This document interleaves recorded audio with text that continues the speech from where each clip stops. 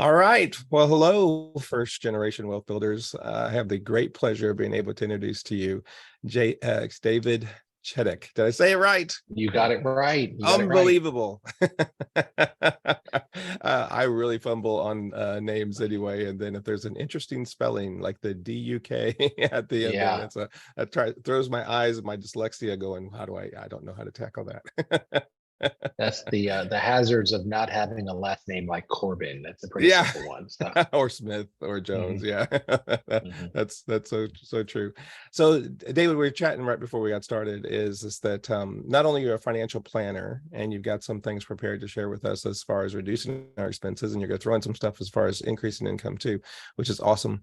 But you are also a fee-based financial planner, which if to the uninitiated sounds terrible. Sounds like, oh my gosh, that sounds scary, but that actually has huge advantages. So in your introduction to us, please tell us your background, how long you've been doing this, what you specialize in, but also talk about why it's good to look for a fee-based financial planner, please. Right, right. So I've been in the financial planning business since I got my CFP in 2006 Mm. and been helping clients for a long, long time. One of the things that's really, really important is if you think about if you stop and think about all of the financial stress you've ever had or we've ever had, and if you think about just, the times where you've had really, really big financial struggles, and then if you get really, really, really honest with yourself and you say, did I cause that problem? Or did I somewhat cause that problem? Or did I not prevent that problem? Or did I somewhat not prevent that problem? And when you start looking at it that way, you can really start to have the goal of not being the cause of your own problems, of our own problems. And when I say you, I mean we, because this certainly includes me as much as anybody else. And I've been on all different sides of the financial spectrum, from being broke as dirt to having a little bit of money and everything in between. And I know that when you have your money under control, those certainly are better times of life, for sure.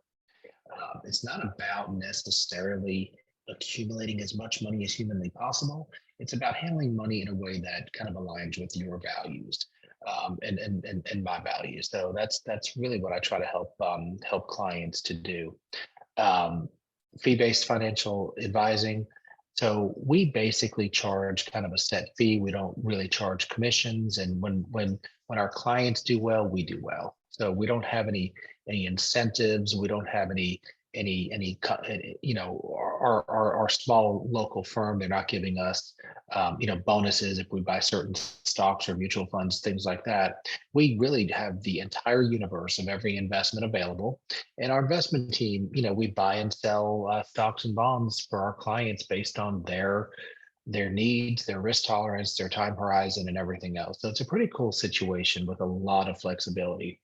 As a CFP, I'm a fiduciary, and what that means is we're held to the highest standard, and we literally take I cannot take my best interests even into consideration whatsoever when I'm advising a client. So Mhm. what's best for me cannot even be considered. It has to be what's best for the client.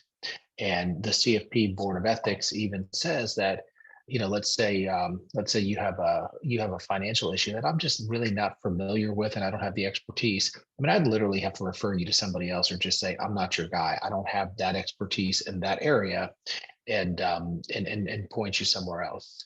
That's really So brilliant. My yeah, my only yeah. experience with and I've met with several, financial advisors, but over the years, but every time I didn't realize it at the time, but they were commissioned salespeople for certain products. Right. And so of course, they had, when you have when you only have one hammer, in your toolbox, every problem looks like a nail. So, their product was the solution for me every Right. time Right. without, yeah, taking the broader scope like that you take in. Yeah, that's Yeah. beautiful. Yeah.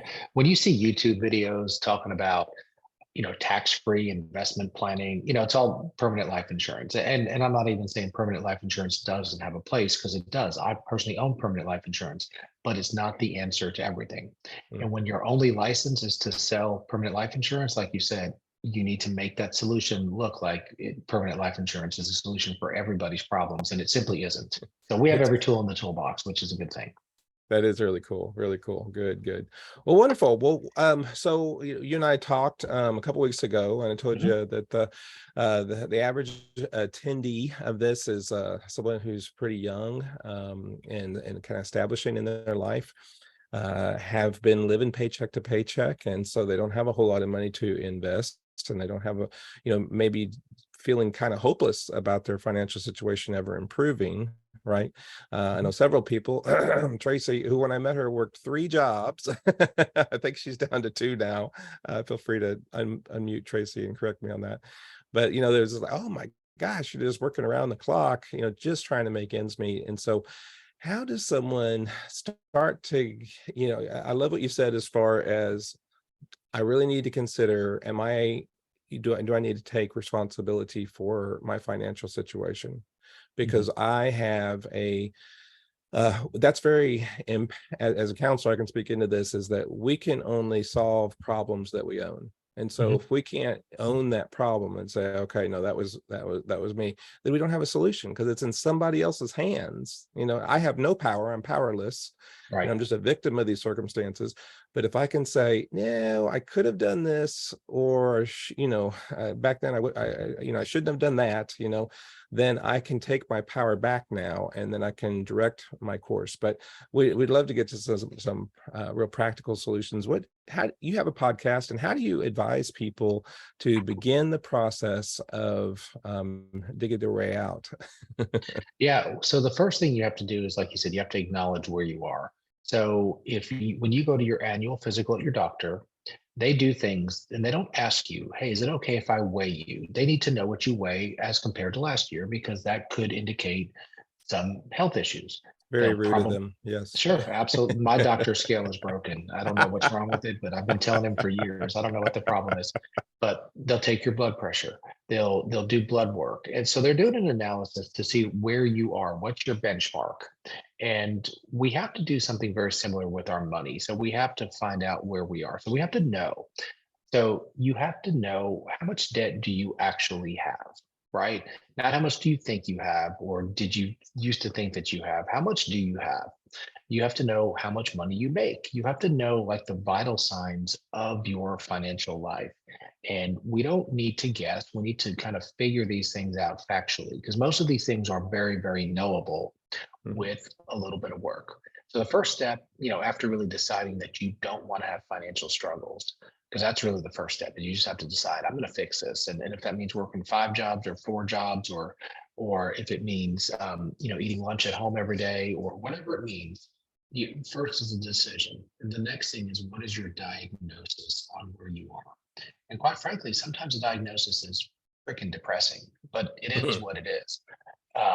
So you have to first know. And I think the things to look at are the things that might be depressing. So look at how much debt you have.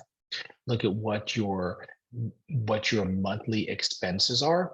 So what are the things that you have to pay for? So you have to pay for some sort of rent or mortgage, or else you're living on the streets. You have to pay your electric bill. You have to buy food. um, you may have a car payment and insurance, so you have the things that you have to pay for. And you may also have some debts that you have to pay, right? You may have a credit card bill, and so you have to look at those and see, what are my debts, what are my monthly expenses, and then you have to see what's my income. And if the number for the income and the number for the minimal monthly expenses are close together, then we got to be creative, and we got to figure out some solutions there. Um, so you have to start thinking about, what expenses can I cut? What of my expenses are wants versus needs? Now, we need to eat. We don't need filet mignon. So, there are ways, but of course, we want to get to the point where once in a while having a filet mignon is fine, because we should be at a point where we can enjoy the fruits of our labor. But if we're really digging out of a hole, we need to look at the needs versus the wants. So look at the needs, look at the wants, look at a lot of sources of wants and kind of money that's being mindlessly spent. Look at your debit card statement, look at your credit card statement. Do you have Netflix and Hulu and Amazon TV? Well, maybe you can have one of them, but having three of them, is another 30, $40 a month, which adds up. Or maybe you're at a point in life where, I just can't have any of them. I'm just that much in a hole and I need to get my priorities straight. But a really, really good thing to do is to go back over a last few months statements of a credit or debit card and almost get a highlighter, different colors, and highlight kind of these are my, in one color, these are the things that I have to pay for, and then highlight some things that are things that I kind of maybe can have, and some things that I have to cut out, and most of us have a significant amount of subscriptions and just monthly recurring expenses that we just don't know about. They just add up, and $10 here, $10 there adds up a lot. Well, Another you're thing. right about that sounding depressing. So, Mhm. is there any helps like so for somebody who's maybe just never even considered this before, is looking at maybe just even out of practice of looking at their bank statement or their credit card or the debit, um, paperwork. I love the color coding it with the highlighter. But when we look at that and you go, man, I just don't even think I want to live without, having this, they feel like it's important or it's motivating to them. What could be like a replacement motivation, or what have you found that has helped people to go ahead and do the hard thing now? Is there any advice for that? Yeah. So what's your why? Right. And I think we all, for anything that we want to do, will never achieve anything that's worthwhile without being difficult. All the worthwhile things are difficult. So why do you want to be financially successful? Is it to be a better provider for your children? Is it to be a better example for your children? Is it to just feel like you're living your potential? I don't know why your why is, but you have to figure out your why, and then you have to constantly go back to that why, and that can help you to stay on course. Now, a couple other things. We're all human beings, and I know that you and I, kind of on our own, we may make some decisions that are not rational. But if you have some sort of accountability, which could be just a friend, it could be a spouse, it could be a financial advisor, it could be a counselor, a therapist, anybody like that. I think that accountability is hugely, hugely important. I And when you really, talk. really believe that is so true. One of the main things I've been primarily a substance abuse counselor for the last 25 years, and then shifted over into other work, and then now kind of do life coaching. But the principles are the same with any habit. Mhm. And I've always used something called SAS, structure, accountability, and support, and that people need a SAS team, a team Mhm. of people around them. I am now making shoring up my team that I have a SAS team in every area of life, Mhm. including financial. These are people that can advise me, but they're also they have purview of my finances, and they can speak into my finances. And when I'm missing the goal, I have this little bit of like, oh man, I've got to tell my financial SAS team that I messed up my budget, this month. And that can be just a little bit of a negative. It's not huge, but it could be a little bit of I mean, honestly, my choice is that I could lie and say everything's fine, or I Right. could, Right. or I could have to go, we blew our budget by, Right. $900 this month, and that's gotta now I've got to make it up this month, and that's painful. Our motivation is people think it's very complicated, and it's not. We are attracted towards pleasure and we're repulsed by pain, and so Mhm. that accountability can use both of those things. You can also Mhm. have a lot of pleasure by talking with your accountability team and saying, I made it, I did it, or Yep. we're made it Yeah. $300, into the plus. Absolutely. Absolutely.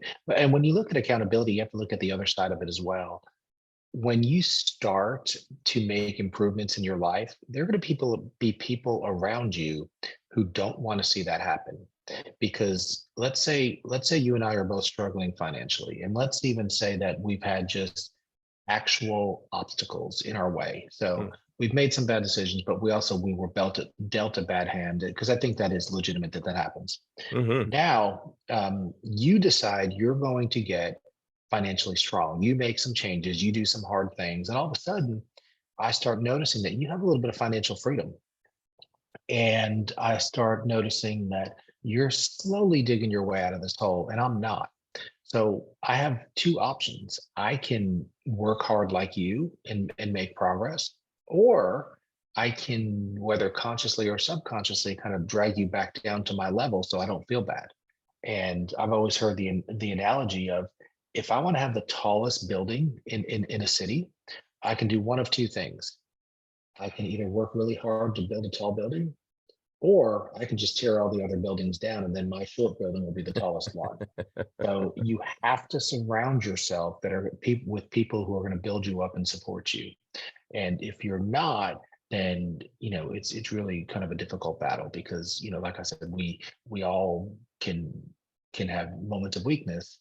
And if the people around you are not going to support your budget journey, then there's a good chance you're going to fall in your moments of weakness. And we can all fall once in a while, but we need to make slow, steady progress every day, or else it does get depressing. Yeah, I do like that progress, not perfection thing, because Mhm. perfection's out of our reach. Mhm. I thought for sure you were going to give the classic crab analogy, the crabs in a bucket. Do you remember that one?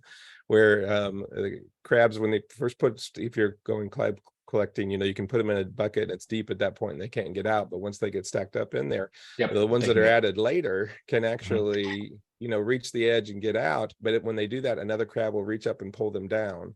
Yep. And I've actually never seen it happen in nature, so I'm not entirely sure it's true. But I've heard the story so many times, I tend If to it's on the internet, it has to be true. Yeah, yeah, yeah. exactly, exactly. But we have those crabby people in our life, don't we? That, We and do. sometimes they come from angles that you just never even thought, and they can work as a saboteur, of your goals. You're getting outside of your comfort zone, which can mean that you're trying to pull them out of their comfort zone.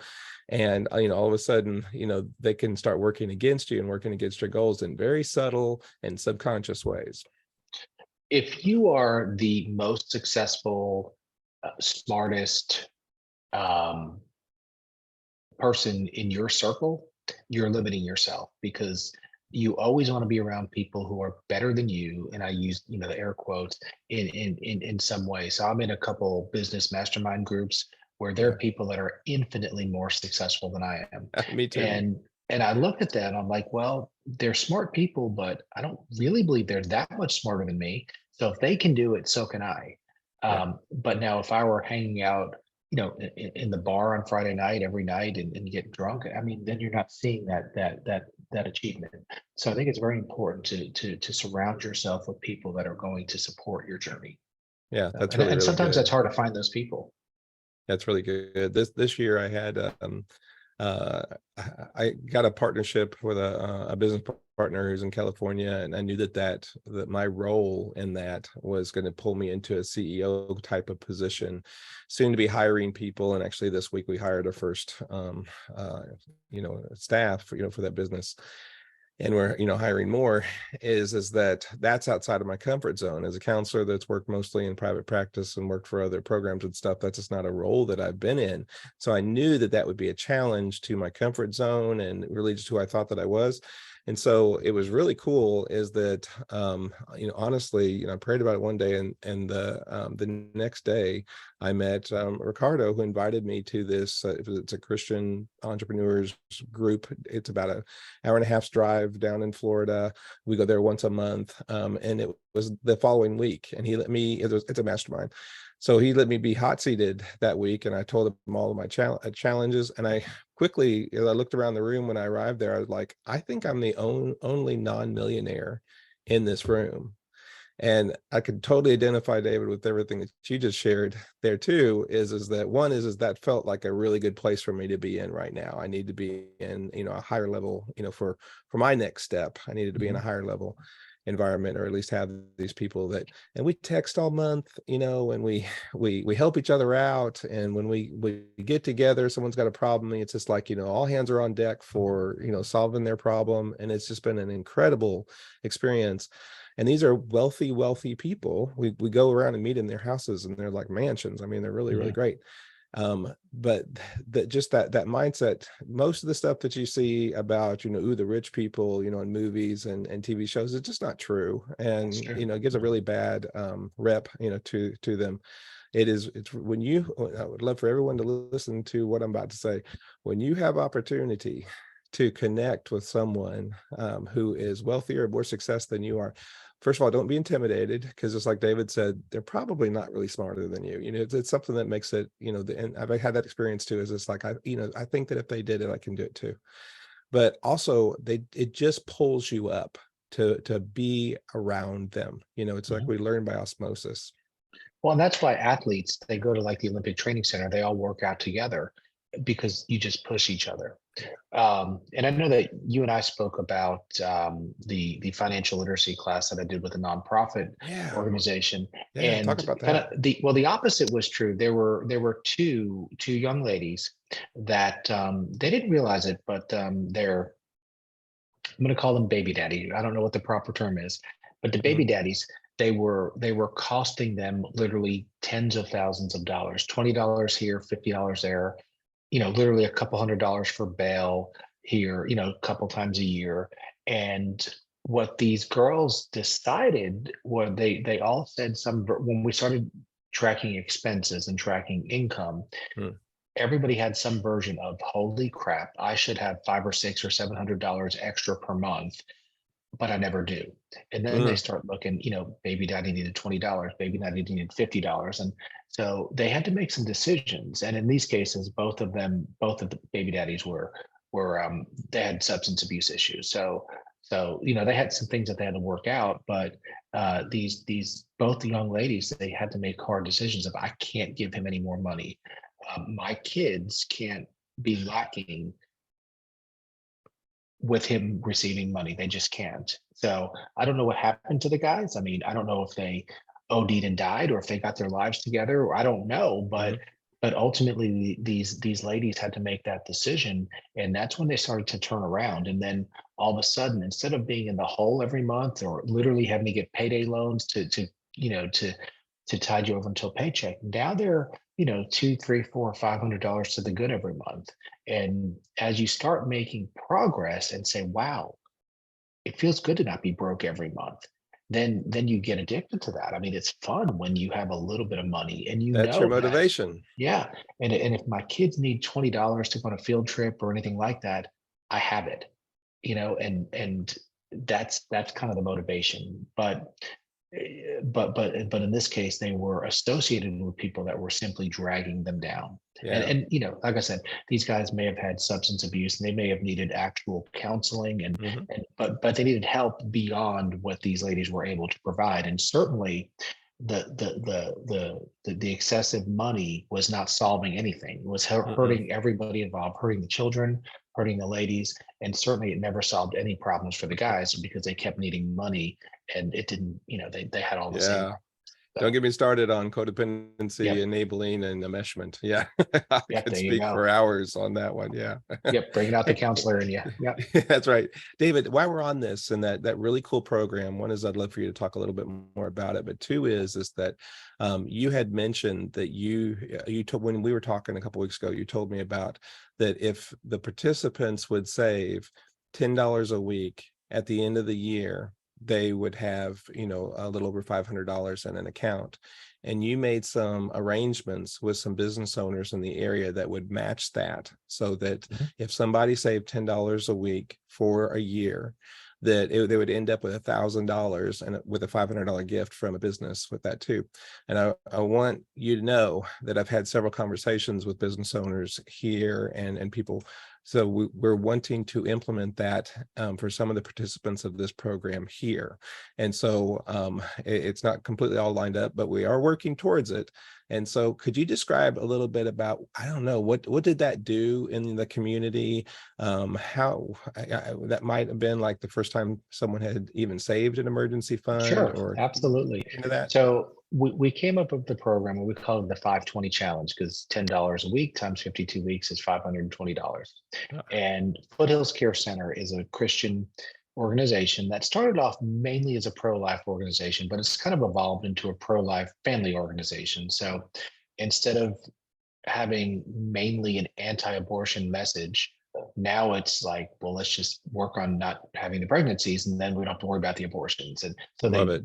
yeah, so they talk with guys, and there are some, there's some men, and men can go to other men and say, dude, I'm a dude, like I understand liking women, but you still can't sleep with every one of them, and babies, and it's just, I mean, so anyway, so we came up with this program called the 520 Challenge. And I purposely didn't call it saving $10 because savings kind of sounds hard, right? I mean, we Mhm. called it redirecting. So everybody, so we started off and we did a few weeks or a few months of tracking money. So where did every dollar go?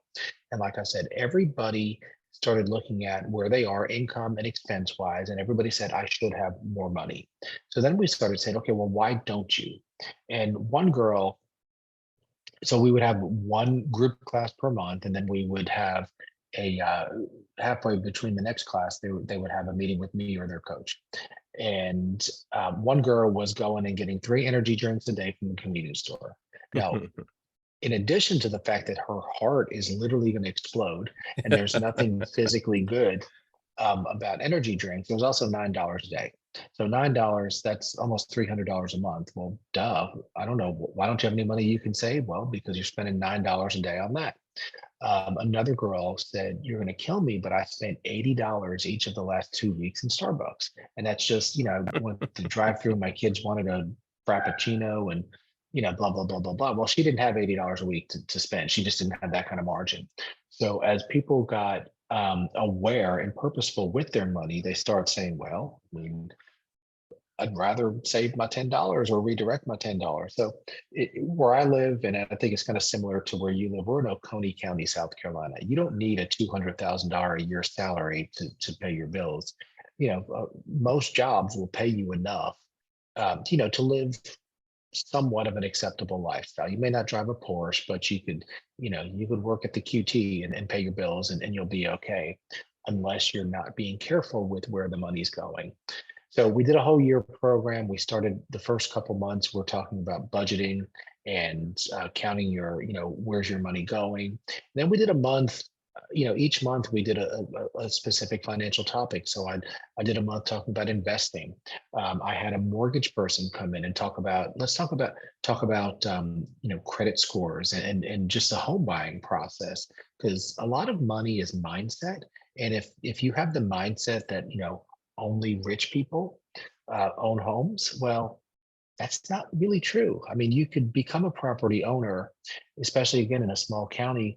There are a lot of no money down programs. There are ways you can do it, and you may not qualify today, but if you work with someone that'll help you to get your credit where it needs to be and get you into some of these programs, you can buy a house.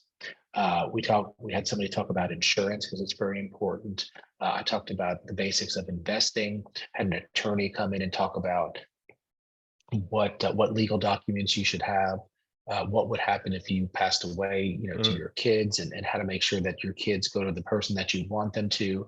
So, we really did a kind of a comprehensive wow. year-long course. We did 2 rounds of it. The last round, now interestingly, and reality is reality. The last round, we had 5 or 6 people or couples ready to go, and there was a church going to let us use the meeting room. I showed up, and nobody showed up for the class. So That's um, disappointing. yeah. So it is, but it is reality. Now in the first 2 rounds, almost everybody, I think one or two dropped off the program and just stopped coming, and I guess that's just normal. I think it's what, But yeah. yeah, but our coolest story is in the first go around. One of the ladies, she was originally Foothills Care Center Prison Ministries had ministered to her in prison. So she, had made some bad choices, did some things, ended up in jail, and Foothills Care Center doing beautiful work, ministered to her. She got out, started making good choices. She came to our program. She did a lot of really really good things. And then you plant seeds and you get a bigger harvest than what you plant. She ended up buying a house like a year later. So, Wow. like 2 years ago, she's literally living in a cage, literally the county jail. And Wow. now she owns a house. Now, do you think she's going to start using drugs again? Um, And even beyond that, society's not paying for her jail cell anymore. So your tax money, my tax money is Mm, not paying for that. So it's a win for her, but it's also a win for society when we all yeah. start doing the right things. Yeah, I totally agree with that. And I'm glad you mentioned about house buying too. And next week, I don't know if you've read the House Hacking Strategy by Greg Kurlop, but Craig is actually going to speak to this group about house hacking. And I love that concept so much. We do it. We have a little Airbnb in our backyard and a little camper that we rent out. And that's one form of house hacking. And when you can do house hack whenever you are renting, something too, get your roommates, etc. But the magic really happens whenever you have, you buy a house. And so to me, that's just one of those. I love that you're talking about that because and there's several people that are attending this that have not bought, a house before, may even feel like that's completely outside of their realm of possibility. But when you speak it in realms of possibility, when you do own a house, you have now these new opportunities to actually have it turn into something that can produce income for you. Sure. So next week we're going to talk about that quite a bit. But I just love that. I love that the story you told about the somebody you thought would probably, she probably never thought she would own a house, Sure. and voila, Absolutely. that's great. And it kind of comes down to, do you want the 3 energy drinks per day, just Right. kind of that mindless spending, or do you want to own a house that, I don't know, a $200,000 house in our county, if it increases in value, by 3 or 4% every year, it's going up by 3 or 6 or $8,000 a year. Plus, you're paying your mortgage, which is making your mortgage go down. So how much the value is going up, the loan balance is going down, and that's your equity, and that's huge. Whereas, you go rent an apartment, there's no equity, and it probably is going to cost more than your mortgage. So It house in buying, Valdosta, it does. Your rent is much higher than what a right, mortgage would be. right, And you yeah, don't have like, our property in COVID went up, the value of it went up 20%. I mean, sure, just yeah, like actually 25%, just like that. mhm, right, Above normal appreciation. So we're just looking at it going, good Lord. yep, yeah, We and just you bought oh, this house 3 years yeah, ago and it's worth $70,000 more than it yeah, was before. absolutely. And you always have, like you said, there are creative hacks. You can rent out a bedroom or two, and Mhm. you could have a shed. And I mean, there are ways to do it, but if you want to do it, you can figure out a way to do it, or you can just say, I'm just one of them people that just will never own anything because life is hard on me. Yeah. And then guess what? That's true. Yeah, that's yeah, If that's that's good. what you think. Mhm. I put together a list of, I need to get it into the group, but there's the sharing economy like Airbnb, and Lyft and what's the one where they deliver the food to you, DoorDash, Yeah, there's all a of few the of those. Yep. Yeah. yeah, so there's so many now that are out there. I mean, like in so many different areas of life, including like if you've got a bedroom you're not using, you can rent it out as storage space. And someone can go when they're moving or whatever and pack it full of boxes. Or if you Mhm. got a shed that you're underutilizing for that, or an attic or whatever, if you can rent out your yard for people that are traveling and need a place for their dog to pee in. I mean, it's crazy. My sister-in-law, they also turned a garage into an Airbnb here in Valdosta, but they have a pool and they have their pool listed on, I don't remember the name of the app, but you can rent their pool out by the hour, to have birthday parties, that kind of stuff. And they're, it's a really good rate. Sure. it's Yeah. it's just amazing the things that you can do at this point in history that was just never available before. Yeah. I had a client who they lived a little bit out in the country, and they didn't have, they had, just a corral.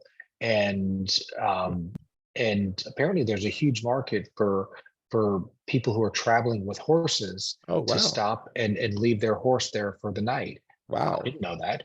That makes But sense, doesn't it? they're Yeah, making never thought about it. and if you're a horse person, obviously it's important. Your horse can't stay in the trailer for 3 days in a row. They have to get out of the trailer.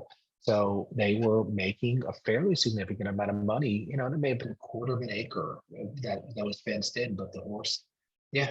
So there's lots of different things that you can do. And in today's world, you can be a victim or you can figure it out. Yeah. I don't know if you've got your chat open, but Amy just said, I've got 2 acres that I need to utilize them. There Yeah. you go. Absolutely. Yeah. The, Absolutely. the last property my wife and I just looked at, because we're trying to expand our glamping business, what was an unusual piece of property in that it had several acres, but it just had a horse barn. And now, David, with you sharing that, I'm going, oh, I should have got it. Yep. But I'm Yep. not a horse guy, so I don't. Absolutely. Now, Uh, I do want to come in and give some warnings on all the sharing. Now, I do have an insurance background, so you also just have to make sure that you're managing your risks properly. So let's say that you had that 2 acres and you decide, you know what, I want to make sure you know, I can charge whatever per night for the people to board their horses. Make sure that you have the right insurance, yeah, because if that horse gets out of the fence and if I'm driving and if I hit it and I get killed, my family's going to sue and they're going to say, well, you should have had a better fence.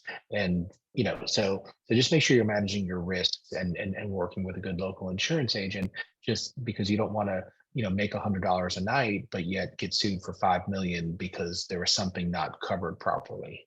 yeah. And that's you bring up another advantage of the sharing economy, such as we rent ours out on Airbnb and on VRBO and on HipCamp, and each one of them has $1 million policy, for that. So in combination with our regular liability insurance that's on our house, Mhm. if anything happens, the air cover, they call it, will kick in, and that costs you very little. In fact, a lot of people don't realize this, but as an Airbnb host, not through Airbnb, but through like different sites and Facebook groups and stuff, you can swap your Airbnb. We've done that. We've had people that have an Airbnb down in Florida that came and used ours, and we Oh, went wow. and stayed Yeah. in theirs and for free, right? Yeah. Well, the first time we did it for free, and then another group said, let's do this. Let's do a special offer for $10. And I said, okay, why? And they said, well, because it'll keep the insurance coverage on it. And I thought, that is freaking brilliant, right? And so $10 is nothing, for a $200 night place or whatever. And it's, and you're still getting the coverage. So there's some smart ways to go about this to manage your risk properly. So good point, Yep. David. Absolutely. Absolutely. So, um, so yeah, so as you're looking at those things, but I do think it's important for us to diagnose where we are. And I guarantee you, most people can find 50 to several $100s per month that's just leaving their life. And it may be something as simple as, most people work somewhere where there's a microwave and there's a refrigerator and there's a coffee pot. So are you being lazy and not leaving early enough, so then you feel like you have to go through the drive-through at Starbucks and spend $5 a day, which ends up being $150 a month? Or are you just making coffee in the break room, which is basically free or pretty close to free? Are Mm. you are you waking up a few minutes early and making a sandwich, which isn't gourmet, but are you making a sandwich to bring to work, or bringing leftovers that you can microwave? Or are you sleeping that extra 10 minutes, which takes away your ability and the time to prepare your lunch? So then, you have to go through the drive-through, which now, I took my son to Chick-fil-A the other day. It was 10.50 for the combo. I mean, you can't get a combo for less than $10. So, Yeah, you that's know, amazing. that adds up, and again, once in a while, it's not a huge deal, but it will definitely multiply over time. So, we have to put habits in place that support the goal. Okay. And if the goal is to be financially successful, we have to look at what can get in the way of being financially successful. And then we have to put habits in place that support that. And we also have to put barriers that get in the way of the habits. If you've read um, James Clear book, he said, we don't rise to the level of our goals, we fall to the level of our systems. So you might have a goal, hypothetically, Mm. of losing 20 pounds. Well, that's a great goal, right? But if your systems are, I go through the drive-through and get a number 3 combo with a biggie fries and a gallon of sweet tea, that's 14,000 calories. That system is not going to support the goal, and you're not going to lose the weight. Yeah. But if your goal is to lose 20 pounds and your system is you're waking up a few minutes early and you're going for a walk before work, and you're maybe reading some nutrition books and eating better foods, then your systems are going to support the goal. So having good systems is incredibly important. Now, we all have systems. but we may not have positive systems in all areas of our lives. Yeah, those are habits, whether they're good or bad. Yeah, Yep, we love all it. have habits. Yeah. Are we proactively thinking about them and being decisive about them, or are we just kind of letting the flow of life dictate what happens? And I love that that's how you started off, with, did I cause or do anything to prevent my financial issues that I'm having? Mhm. That's really good. Yeah. Mhm. What else you got for us? So you mentioned frugal mindset. Yeah. So it's been said that there's nothing wrong with having nice stuff as long as the nice stuff doesn't have us. Good. So depending on what your financial reality is, your financial reality is different than mine, and Amy's financial reality is different than yours and mine. And who knows which one of us has more money, higher income, but we're all different. Um, It's but definitely Amy, by the way. there, Yeah. there you go. All right, so we all need to borrow some money from Amy. Nailed it. But if you can't live, you have to ask yourself, why do I want the stuff that I want? So if you've worked really, really hard and you have enough money to where you can buy a Porsche for new and it wouldn't necessarily affect you and put you into debt, I don't know that there's anything wrong with the Porsche. If you're giving and if you're, but if you can't afford the Porsche or whatever that shiny thing is, but maybe you have self-esteem issues and you feel like you'll fit in better or you'll be more valuable because you have a super car or anything like that, then you have to start asking yourself, is this item, is it covering up a deeper issue? And I'm getting into my amateur counseling shoes right now, but I think there's a lot of reason that we spend money, and they're not all just because we need an item. Sometimes we spend as a coping mechanism. Mhm. Sometimes we spend because we don't want to. We want to just keep up with our friends who may or may not. They probably appear to have more money, but they may not actually have more money. But we don't want to just admit where we are. Hey, um, you're asking me to go out to dinner tonight. It's really just not in the budget. I already went out this week and things have been slow at work and I just can't go tonight. So that's kind of a difficult conversation to have, Mhm. but it's character building. And when It people is. know that you have a goal of becoming financially free, um, And you someone know, might say that and literally have, $1 million in the bank, but they're mhm, following their budget. I'm sure you probably read The Millionaire Next Door, sure. which was it's an older book, established book, and it's got, I think, several versions of it now. And I'd highly recommend it. I think it's on the reading list for the course. If not, I'll make sure that I put it on. But The Millionaire Next Door was paradigm shifting because to me, we do have that idea of, the most expensive car and driving like an idiot, on the road and, dressed, wearing these crazy expensive clothes but not really taking care of them. And that this person is wealthy. Usually not, usually just the opposite. Someone who's sold cars for a long time knows not to treat the dude that arrives in the overalls and Right, and looking around going, oh, okay, he can't afford this, because he probably could afford the entire dealership. He's right, right, yeah. right, right. So I have two clients that I'm thinking about, both of which have net worths of over $2 million. And Wow. both of these clients combined, their two cars are worth like $30,000. So, Okay, yeah. two fifteen That's thousand our dollar household cars. too. Yeah, Yeah. exactly. Yeah.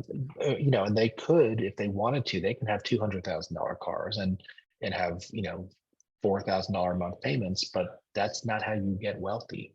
So, if you met these people, you would think, hey, these are just normal, nice, decent people. But when you look at, they own multiple rental properties and have good investment accounts. So they have all that. But the biggest thing that they don't have is they don't have the worry of like what happens if something happens tomorrow, because they can That's handle freedom. almost anything. Mhm. Yeah. Yeah. That's awesome. Yep. And both of them have jobs, but jobs are not always permanent. So a company can say, you know what, we're eliminating your position. Well, in both of their cases, they would be fined indefinitely because they have margin. See, that's part of, you just hit my why, because 6.5 years ago I was fired Mhm. from a position and a job that I thought I'd be the last person to go. I really did. Some of it was just ego, but they it was, I don't want to be in that position again, and currently I have, 6 streams of income, which I've talked about on here a little bit. I do encourage everyone to have multiple streams of income. None of them are fabulously, none of them are millions of dollars or anything. But when COVID hit, 2 of those streams of income completely and instantaneously evaporated. And I'm so glad I had the other 4, that kind of immediately picked up, and we never really missed a beat. So that's a form of freedom, not being dependent on a 9 to 5 or somebody just, at a whim, firing you. That's freedom. Having enough passive income, enough wealth so that you really don't really have to work another day in your life, to me is a maybe not ultimate, but is a great form of freedom. Sure. Yeah. They say, or when I work with clients, we don't talk about getting to the point where you are going to retire, because you may not want to retire. Maybe you get in your 60s, and you're still healthy, and you still want to get out of the house, and you feel like you still bring value to the world. But we talk about getting to a place where work can be optional. Mhm. So when you need to work and when you want to work, those are 2 different scenarios. That's it. I know people my age, and I'm in my mid-50s, that are their goals every year that they set for themselves are no longer financial. It's how many months this year will I travel, Right. while still owning their businesses, running their businesses from afar, right? It's like, can I automate and delegate enough so that I can be gone 3 months next year? Sure. And and one guy in particular who's in a men's group that I'm in right now, he spent his entire summer, 2 months, doing missionary work, which I just thought was fantastic. His business is trekking along Sure. But his missionary without work, him. his personal expenses did not stop while he was doing missionary work. So there had to be sources of income paying his bills, and They that's a went good up. point. Yeah. Absolutely, absolutely. So that's a Yeah. great, Yeah. great thing.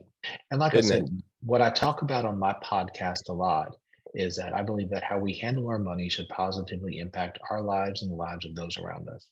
So if you get to the point where you have sources of income that allow you to go do missionary work for 2 months without bringing in, without working at your job, well, those people that you're ministering to are benefiting. The world is benefiting. And part of the reason they're benefiting is because you've made smart financial decisions. And just some other financial decisions people make.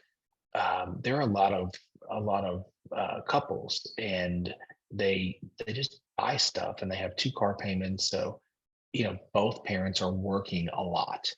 And sometimes you get your debt under control, and maybe you can have a stay-at-home mom. And if that's one of your values, and one or both of the spouses can be with the kids more, that's making the world a better place. So again, it's not about, hey, how much money can we accumulate? Because there are a lot of people with just big bank accounts and investment accounts that are miserable. But it's about how do you live your values by how you handle your money. That's good. That's good. And that doesn't necessarily require, having a whole lot of money. No, Yeah. absolutely. Yeah, it's Absolutely. a lifestyle choice. I'm the stay-at-home, parent now. My wife really loves teaching, and so she wanted to become a teacher. And so 5 years ago she started, and when I lost my job, and I just didn't get another job. I Mhm. did the side hustle kind of stuff that I was doing before, and just ramped them up, and it pays the bills, and I get to spend, and it's a joy to me because my kids are all teenagers now, and I get to spend some more intense time with them before they leave the house. So it's been wonderful, and that's a lifestyle choice. Now, if you, like you said, if you look at our vehicles, we couldn't get $2,000 a piece for them. They're kind of high maintenance and stuff, and we're not about to try to replace them right now anyway. So we'll Mhm. let our investments and we'll let our businesses and stuff buy us vehicles in the future, and Mhm. someday those might be very nice, elaborate vehicles. I don't know, but for right now, but again, I'm not a car guy, so it doesn't really matter to me. I just wanted to get me there. Sure, sure, sure. But I think it really, most of our success, whether it's with money, with relationships, with health, or anywhere else, it really comes down to being purposeful. And it's literally no, very rarely do people have financial ruin from one point in history, from one act. It's normally just a slow decrease of, you make $30,000 and you're spending 29,999. And the next year you spend 30,001. The next year you spend 30,002. The next year you're spending 33. And then all of a sudden you have, 50,000 in credit card debt because you just, your spending has not slowed down. Then that's hard to dig out of. So being purposeful, having good habits, good systems is just, you really can't emphasize how important that is. Another thing that I think, and a lot of people should think about, if you start thinking about opportunity cost. So That's if I good. spend $10 on something that's not an investment, that $10 is gone.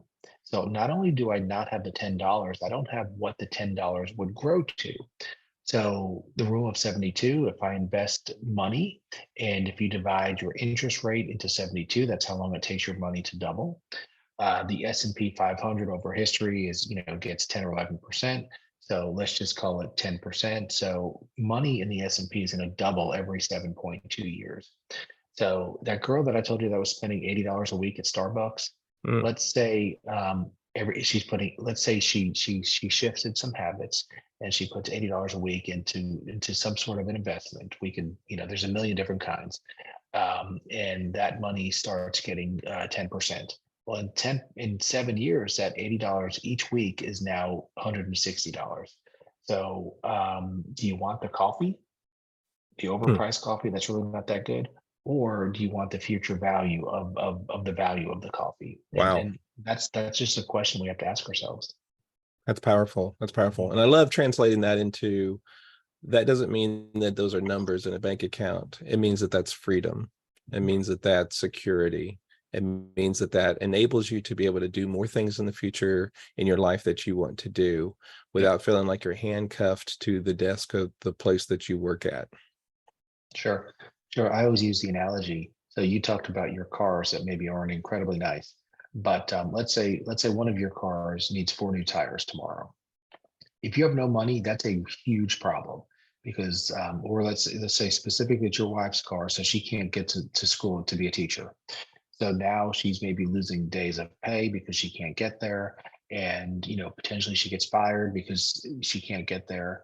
Um, Now let's look at the other side. Let's say you wake up, she has 4 flat tires, and you've done a good job. You've made some sacrifices. You have an emergency fund.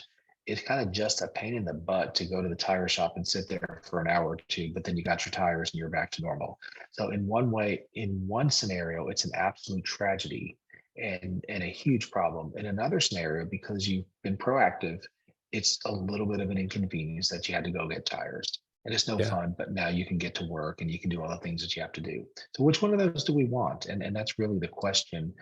That's beautiful. And if you could Yeah. you can put it on like a stress meter, right? As far as those two different, on an imaginary scale of, 1 to Yeah. 10, Yeah. what is your life like just kind of Sure. waiting for, because we know when we're vulnerable, we know Absolutely. when we're in a risky situation in our life right now. And we know whenever we're at a place where like, gosh, this is awesome. Some very normal things could happen in life.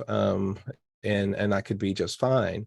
That Right. kind of gets us back to some people that have the comfort zone issues where they start to self-sabotage as they're feeling too safe, they feel too good, too successful, and they now go do something to blow their finances because they're used to living with chaos. Chaos is part of their what they're used to. This is kind of all they've known. So that the tire is a classic example, right? You blow a tire and you have it throws you into panic mode. That kind of panic mode could be a very similar addiction to people that are addicted to anger, right? So what's the fix? The fix for that is the same SAS team that we talked about before: structure, accountability, and support. When you empower people around you to call you out on your crap and say, what are you doing? Right? Right. Then it gives our conscious awareness and ability to say, what am I doing? I'm subconsciously sabotaging, and we can correct, we can adjust. Hey, Daniel. Yeah. Yeah. Yeah. Well, and I'll say it freely. I'm an idiot. You're an idiot. We make dumb decisions on our own. I mean, and I'm sure you Uh, could look back at a few dumb decisions you've made. oh, so much. Yeah. Yeah, yeah, and I've made dumb decisions, but when you have when you have that accountability, then all of a sudden you tend to make not as many dumb decisions. Because, Yeah. so let me give an example. A couple of our financial advisors, we get together every Tuesday, and we do a 30-minute Zoom meeting, and we just say, "Here's three things that I'm going to do between now and next Tuesday to help grow business." And then That's awesome. and then we say, "Well, here's the three things that I said I was going to do last week, and here's how many did I do?"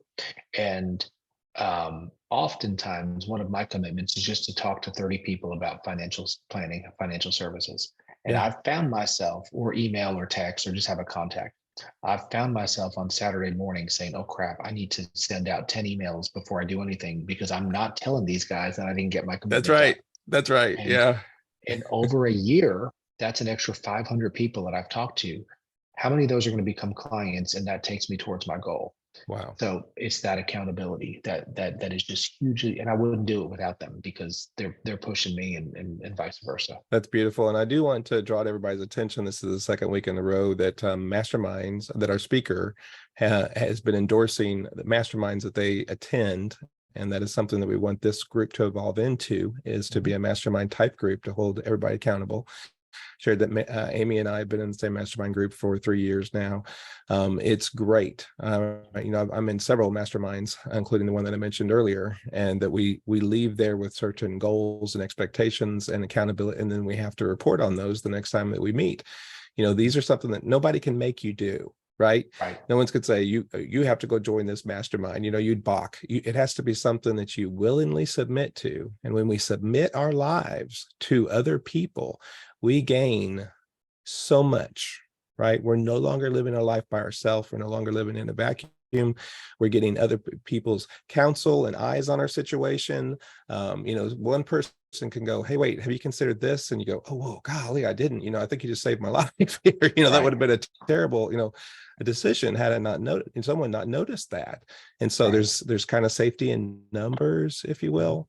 And so I cannot tell you, over my life, I've been in mastermind groups starting at 17 years old. They've made huge differences in my life. David, I'm so glad that you mentioned that you are too. That's just great. Yeah. Yeah. Another thing that I've always been fascinated by is language. And successful people don't use the word try. Successful people, they just say, "I'm going to work out tomorrow morning." Successful people don't say, "I'm going to try to make it to the gym in the morning," because when you say, "I'm going to try," that's leaving the door open that you might not.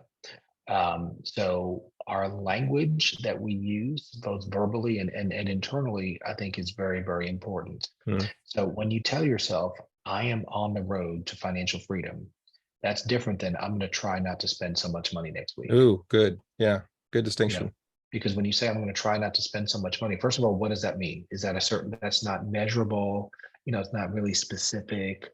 It's just, and also it leaves the door open for, "Well, I mean, I tried, but I mean, I got hungry and I had to stop and go through the drive-through. But I mean, I did try."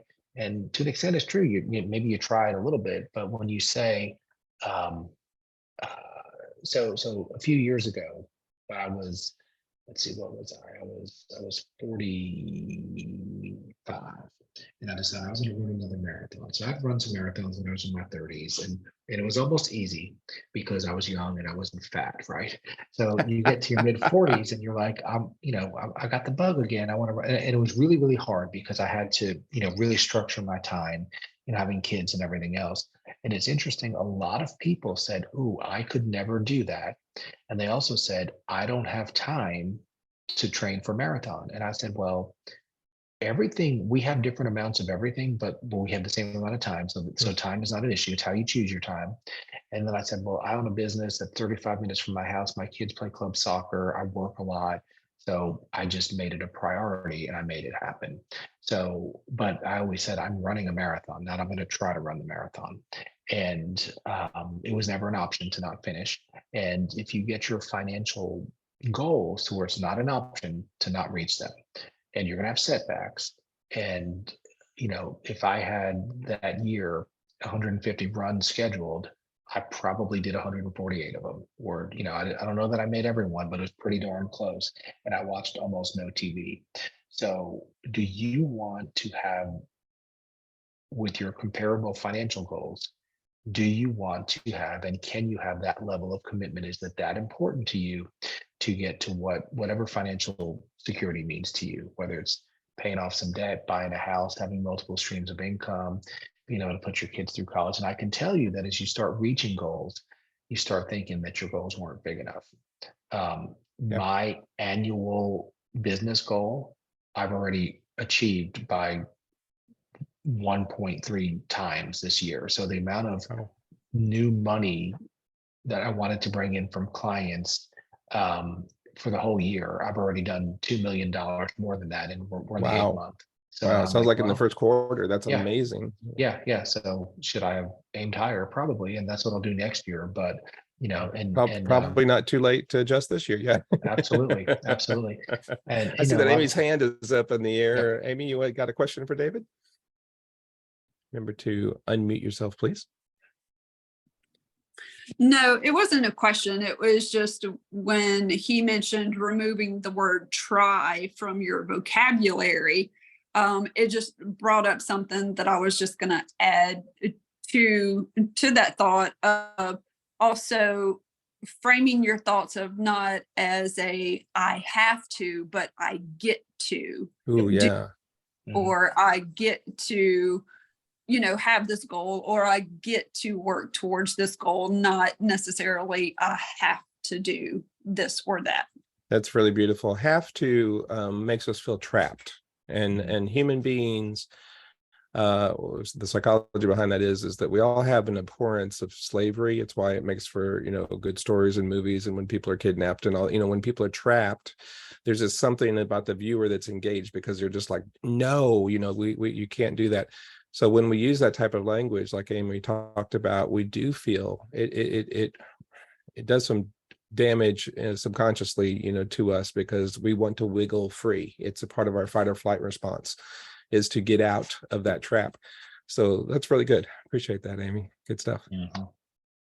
Yeah, words are powerful. And again, there's the exterior words that we say, and there's the interior words that we kind of say to ourselves. But words are definitely powerful. And as we learn to control our words and our thoughts, it definitely controls our actions, and our actions control our results. So Love it. it sounds kind of frou-frou, but it is so true. Yeah, I'm a big believer in that. Yeah, and, the wellspring of our identity, who we are, creates the way that we think, the way that we feel, the way that we behave, and then the habits that we form and the results that we have. And so it's always flowing, in that particular direction. So we can change the way we think, and positive thinking is great. Even more than that is changing the wellspring of where we come from, which is our identity. Who am I?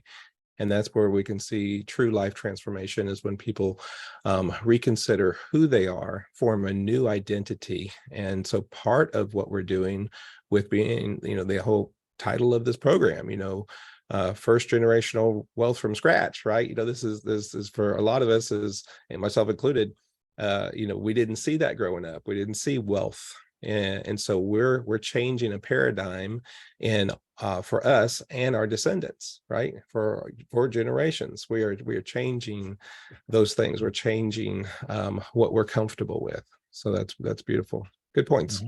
Yep, absolutely. So as a starting point, I would encourage everybody to, whether you get an app or actual old-fashioned paper, track every dollar you spend for the next week, and just look at where is your money going. And then you tend to spend less of it when you're recording it, because you don't want to write down that I just spent $4. I had to get gas because I had to make it home, but then I went in the convenience store and I spent $7 on, first of all, stuff that probably has no nutritional value, and Right. second of all, it's $7 that probably shouldn't have been spent, and it was just mindlessly spent. So track where money's going, and then you'll notice habits naturally change, and then you'll also see some habits that you'll need to work on changing but you can do it. But until you know where it's going, you can't tell it where to go in the future until you know where it's going. It's good. Really, really good. Yeah. Mhm. Yeah. Wonderful. Is there a budgeting software or anything out there that's kind of easily accessible that would be an instant go-to if somebody like really wanted to get down on this thing tonight? What what resources do you normally point people towards? Yeah, I know that there's probably a million of there out on the App Store, and probably a lot of them are free. Yeah. You got to use what works for you. Hmm. Another way of budgeting is very simply to kind of go backwards and say, if I'm making $500 a week, whatever that number is, do the important things first and then spend the rest. So let's say, your rent is $800, so that's $200 of your $500 goes towards rent, and then kind of subtract out the major expenses, subtract out giving and tithing if that's important to you, and the rest you don't necessarily even have to budget because it's just done. You've taken care of the important things, and you can live off of the rest. So, and I know that you said some of your other classes are going to talk about increasing income, and I want to just talk about that very Please. quickly. Yeah, please. There's a and Daniel asked every dollar. I think yes, every dollar, because it's the dimes that turn into quarters, and the quarters turn into dollars, and dollars turns into $10. So if you're really really anal about tracking every dollar, you'll start noticing how many just dollars are just leaving our lives. And I'm the kind of person, it's easy for me to have a $20 bill in my pocket in the beginning of the day, and by the end of the day, the $20 is gone. I don't even, I might have even been like, hey, I'll take Daniel to lunch because I'm a nice guy, but maybe I shouldn't have, because I just spent all my money. So I do think that it's important to track everything. I remember But one thing that my dad said growing up was, it said, if you mind the pennies, the dollars will take care of themselves. absolutely, Yeah. absolutely. But there's a formula that I use, and it's very simple, and it's income minus expenses has to equal greater than zero.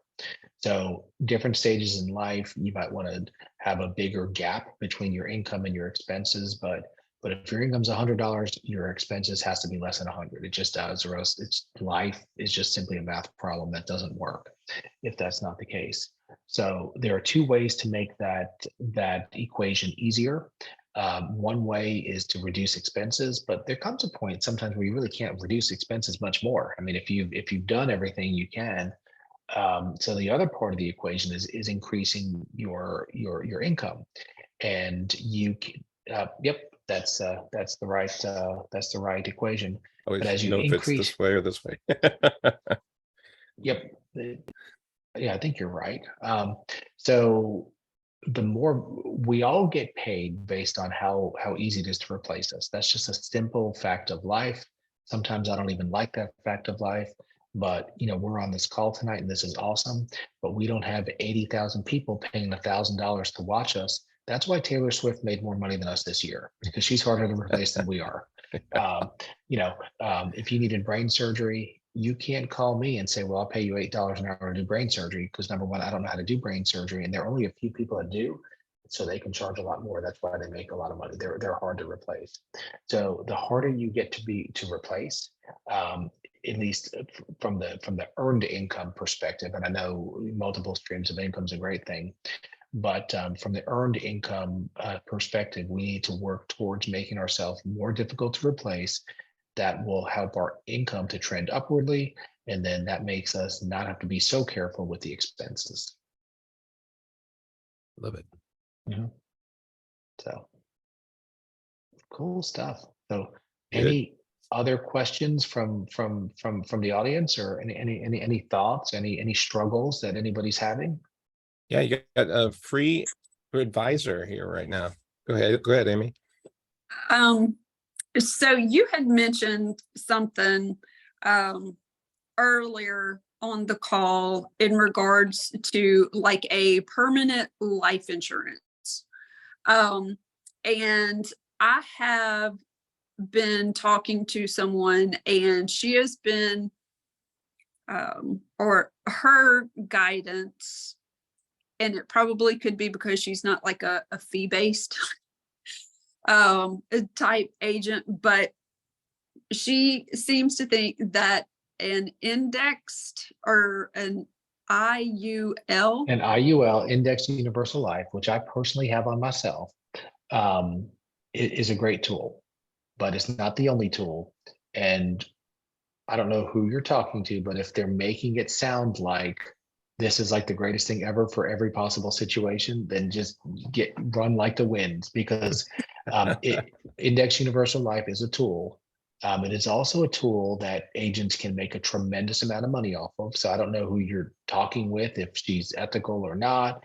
But it is a tool, but it's not the only tool. And there are a lot of YouTube and Instagram videos and TikTok videos that they refer to it as tax preferred accounts, and they don't even mention the words life insurance. And sometimes I almost get into arguments with these people saying, why don't you just call it what it is? So it's not a bad tool, but it should be part of your toolbox. It's not the whole toolbox. If that Okay. makes sense. Yeah, because she kept saying that it would be like a permanent life insurance, and it would basically be like a tax-free vehicle. It could be, but it's not that simple, because it would take a good bit of time to accumulate cash value. You would have to keep the policy in force. If it ever lapses, then you would have a taxable event. So again, it's a good thing. I have one on myself. My wife has one on myself, but it's part of our financial plan. It's not the financial plan. But some of these people, they really, really, really oversell it. And I do see social media videos that they make me cringe. But again, definitely not a bad tool in the right scenario. But if a lot of these people, they talk about how you shouldn't invest in a 401k because you'll have to pay taxes on the way out. So you should just get one of these life insurance products, but they neglect to mention that almost all 401ks have a Roth option. And so, a lot of good reasons to have those, but it needs to be part of a plan, not part of somebody who's just, for lack of a better term, selling something as opposed to you buying something. Gotcha. Okay. I see that Mr. Weaver has a question in the chat. Do you have any advice for grad students living on a limited income? Yeah, so that's a tough one, because again, we need to look at what our financial reality is. So if your income is limited, number one, it's a great thing that you're admitting that, because if it is, it is. So you have to adjust your lifestyle. So the first thing to not do is to not borrow student loan money to live more than a limited lifestyle. While you're in grad school, that's when you live a limited lifestyle. I live near Clemson University, and some of the student housing are nicer than my house.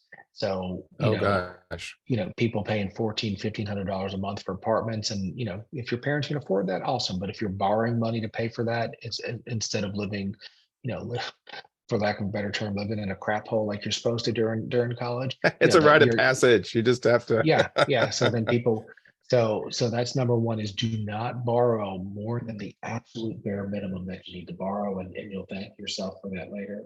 Yeah. People are a little shocked with the deal that we've made. I have, 4 kids. 2 of them are, adults legally now. And I said, here's your deal. Your mother and I will support you as much as we possibly can, during the time that you need help while you're going to school. But under the following condition: if you get, this is pretty radical, but we've told them this since they're small children. If you borrow any money, we are letting go of the support. You are on your own, because I just see too much in people accumulating student debt that they're just bound with for the rest of their life. I was like, you just don't need the degree. Yeah. Well, and that was going to be my next thing. So there are subjects that interest us, then there are subjects that have potential income. So let's go back to, and I hope I'm not stepping on his toes, but lots of people like art. I am. Lots of people like art or literature and things like that.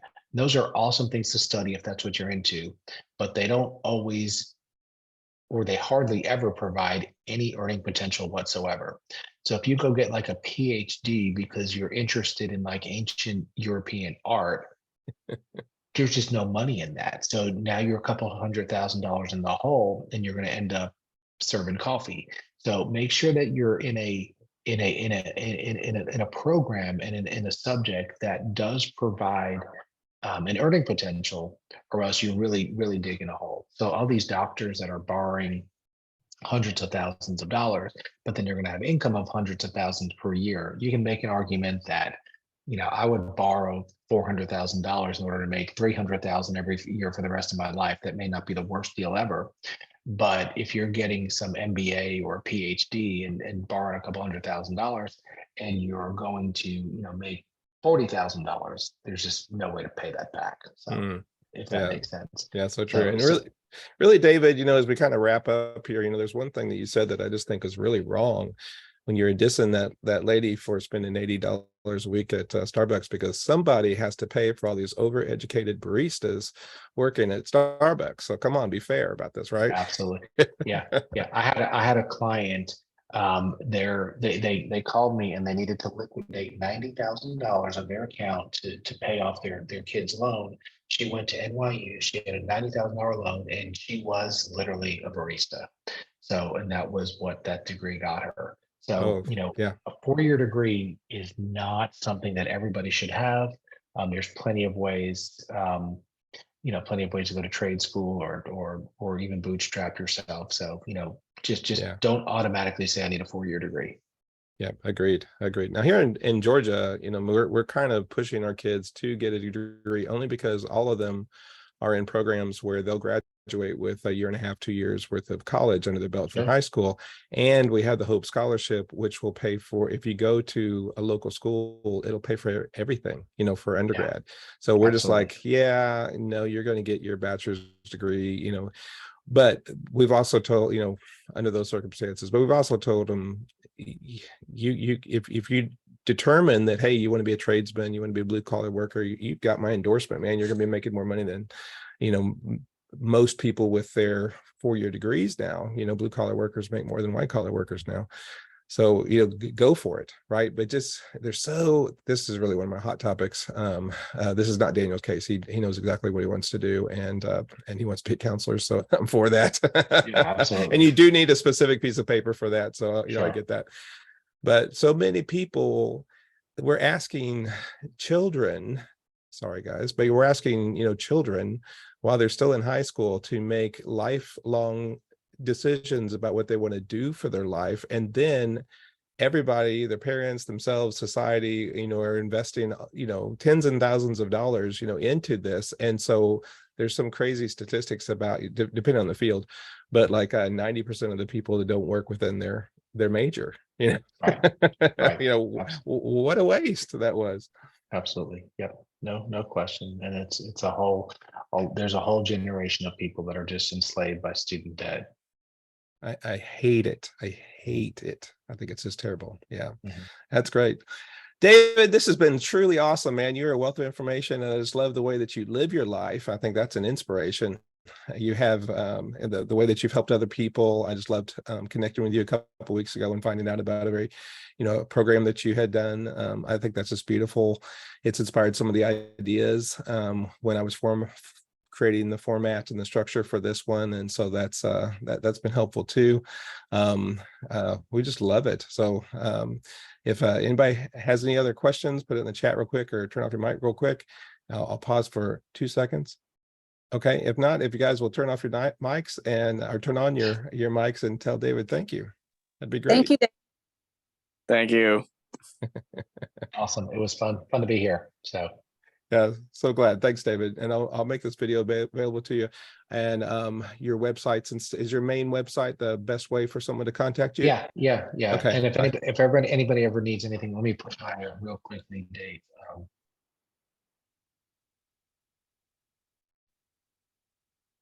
And I do have that in the group, and we'll post that in the group there too. Yep. But yeah, there's this his email, which I'll snatch there too. I've got your URL in the group already, and I'll post it along with the video also inside the course. So David, you've just been awesome. Thanks so much, everybody. Have a really good Awesome. night. All right. We'll Good we'll deal. see you soon. Bye. Thank you. Thank you.